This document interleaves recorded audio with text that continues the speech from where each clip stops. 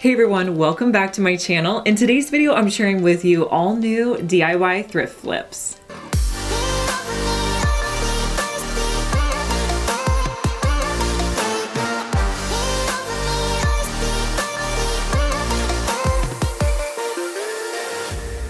In my gift guide video, I asked you guys what video you wanted to see on my channel, and I got so many comments saying that you guys wanted some thrifting videos. I agree. I feel like it's been forever since I've done thrift flips, so that's what today's video is all about. Now, in my last video I posted on my channel, I took you thrifting with me. I have DIYs in that video, plus my whole entire thrifting trip. If you guys want to watch that video, we'll link it for you down in the description box. But I have 3 awesome projects to share with you that I picked up on that thrifting trip. The first one was a bench slash stool. I'm not really sure which one it was, but while I was thrifting, I was looking for a piano bench for my girls just because I needed to replace the one they already had. I found this one. It was an oversized bench slash stool. I thought it was really cool. I loved the wood on it. I thought the wood was perfect and I didn't want to do anything to change that. So I started by unscrewing the base to the seat.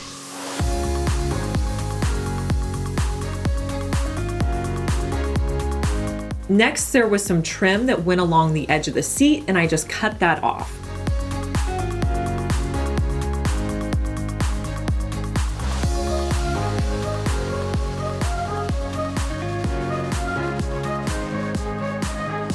Now, I wanted to recover this pretty inexpensively, so I was at Target in their dollar spot. I picked up a scarf that I loved the texture and color of. Now, another option would be to go to a store like Five Below and get one of their throw blankets to recover this for around $5. That was my second option. If I didn't find it at Target, I was heading to Five Below. Since my scarf was a two-tone scarf, I really moved it around and positioned it exactly where I wanted it to go. Then I flipped it on the back side and used my staple gun to hold it in place. Now, I started by stapling one side and then I stapled the other side. Now, before I did the edges, I made sure it was exactly where I wanted it to go. I flipped it over to the back side and I cut off any excess fabric. I pulled the sides up and stapled them in place. Whenever you're stapling something, you want to make sure that you pull it tight, but not too tight that you have indentions in the side of your piece.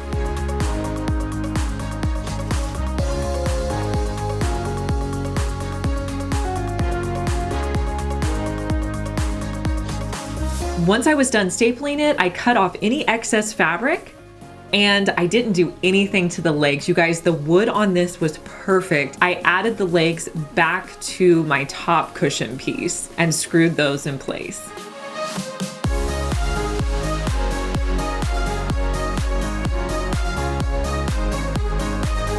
And here's a look at how my bench turned out.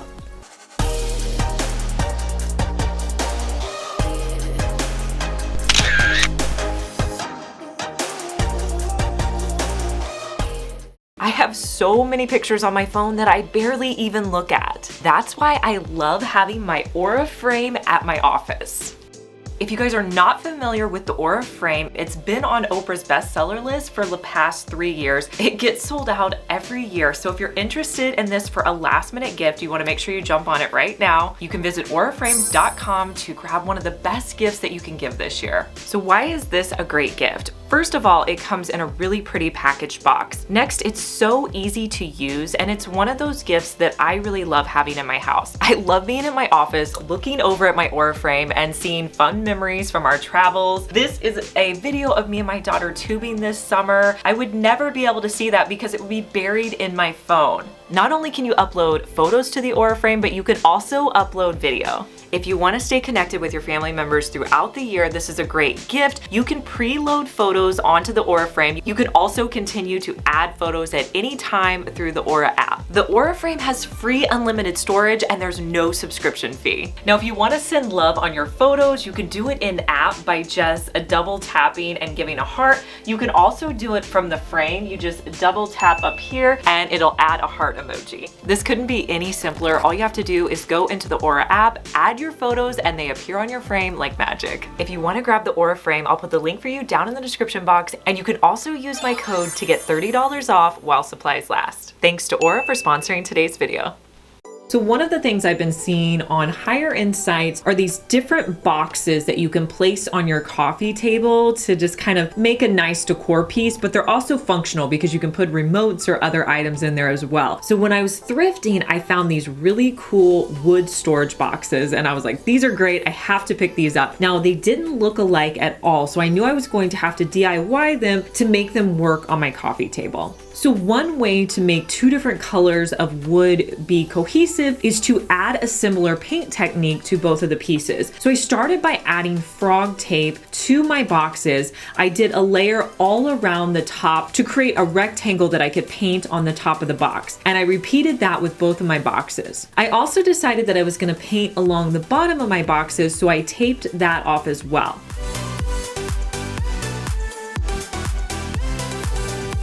Now to make the boxes have a cohesive look, I did the exact same taping techniques for both of the boxes.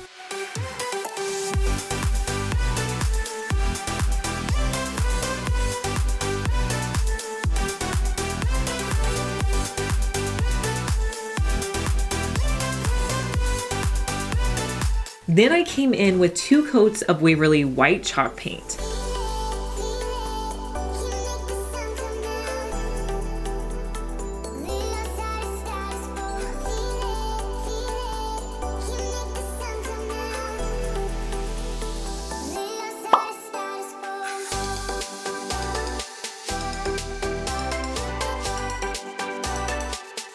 I removed the tape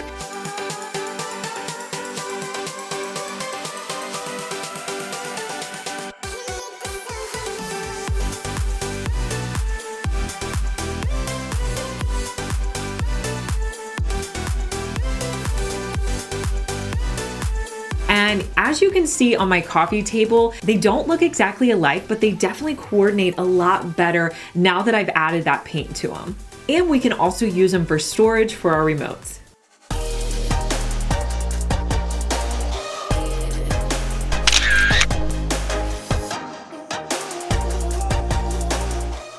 If you guys are not subscribed to my channel, make sure you do so. I have so many fun videos planned for 2022. One of the things you guys asked me to do with thrifting is find common items that you can find at your local thrift store and show you how to use them. Well, one of the things there's so much of at the thrift store is glassware and jars. If you can find a similar set of jars, you want to pick it up. I was able to find these 5 jars for only $1. These make great centerpieces for a really inexpensive price. So I started by adding some frog tape to the bottom of them because I wanted to paint the bases of them. Now, when you're doing a centerpiece like this, where all of your glass jars are going to be right next to each other, you want to make sure that your tape lines up as perfectly as possible. So lay all your jars out and just really try to get it as even as possible. Now, to make this process go faster, I was going to spray the bottoms of them. So you're going to have to cover the top. So I just wrapped some craft paper, use whatever you have on hand to cover up the top layer.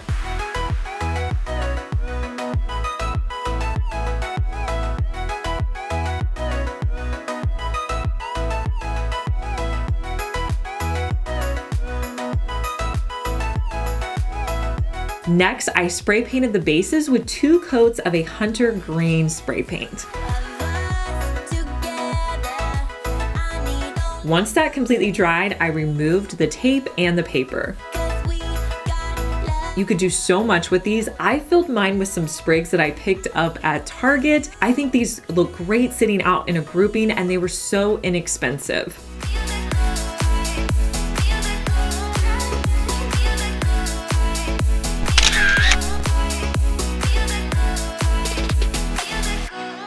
I have a podcast, DIY Disasters with Liz Fenwick. Make sure you guys check it out. I would love to know what your favorite thing is to buy at the thrift store. Leave me a comment down below and I'll talk to you guys in our next one.